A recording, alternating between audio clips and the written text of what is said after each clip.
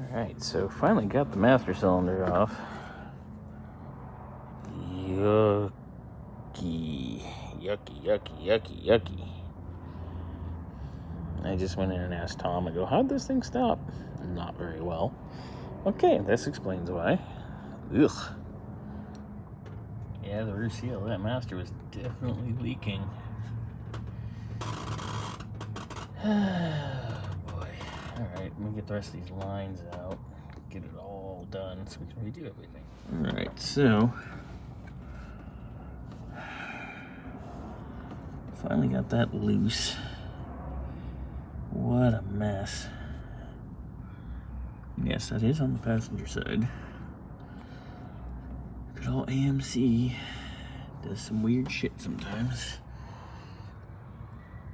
So we're gonna pull all this out because we're gonna create new lines, much nicer. We'll go with our vacuum booster and all that.